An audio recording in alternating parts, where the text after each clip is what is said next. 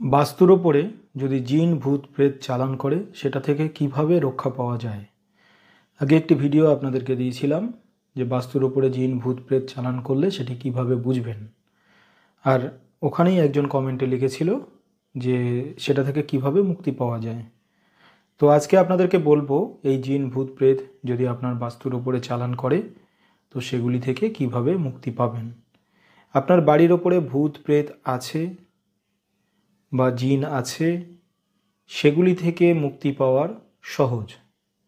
কিন্তু কোনো ব্যক্তি বা কোনো তান্ত্রিক আপনার বাস্তুর ওপরে কোনো প্রেত চালনা করেছে বা কোনো জিন পাঠিয়েছে বা কোনো আত্মা পাঠিয়েছে, সেটা কিন্তু মুক্তি পাওয়া কঠিন।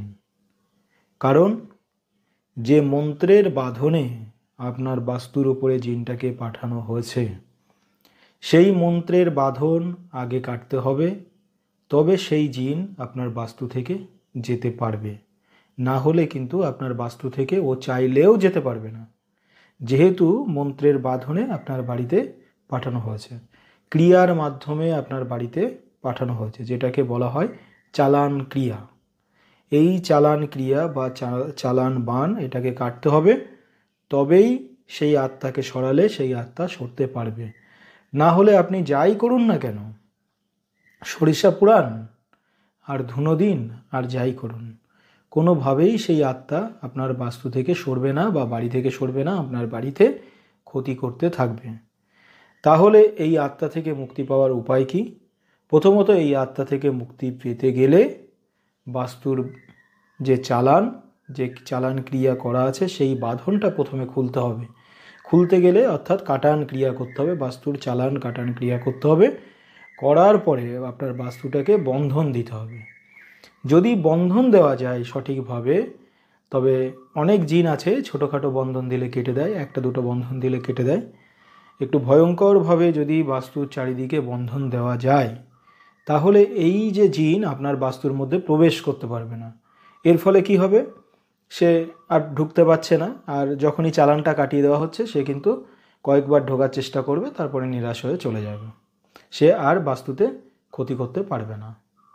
তাহলে এখানে করতে হবে, বাস্তুর চালান বানটা কাটাতে হবে, কাটিয়ে বাস্তু বন্ধন দিতে হবে। যদি সঠিকভাবে বাস্তু বন্ধন দেওয়া যায় তাহলে এটা থেকে চিরতরে মুক্তি হবে। তো সেক্ষেত্রে কি হয়, বাস্তুর মধ্যে যজ্ঞ করে সেটাকে সরিয়ে দিয়ে বাস্তু বন্ধন দেওয়া হয়। আবার দূর থেকে সেটাকে কাটান করে ওখানে দেখা গেল জল ছিটা দিয়ে সেটাকে সরিয়ে দিয়ে বাস্তু বন্ধন দেওয়া হলো। কিংবা দূর থেকে কাটান করে বাস্তু বন্ধন তাবিজ আছে, বাস্তু বন্ধনের কিন্তু অনেক ধরনের বিদ্যা আছে, সেগুলো প্রয়োগ করলে বাস্তুটা বন্ধন হয়ে যায় এবং সেই আত্মা আর বাড়িতে ঢোকে না। তবে প্রথমে এই চালানটাকে কাটাতে হবে, না কাটালে পৃথিবীর কোথাও গিয়ে আপনি কোনো তান্ত্রিকের কাছে গিয়ে আপনি মুক্তি পাবেন না, যতক্ষণ না এই বাঁধন চালানটা কাটানো হবে।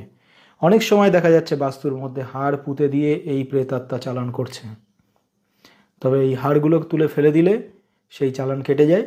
আবার যদি তোলা না যায় তাহলে সেটা চালানটাকে কেটে সেই হাড়ের ক্রিয়াটাকে নষ্ট করে ভস্মীভূত করে তবেই এই বন্ধনটা দিলে সেই চালান থেকে আপনি মুক্তি পাবেন।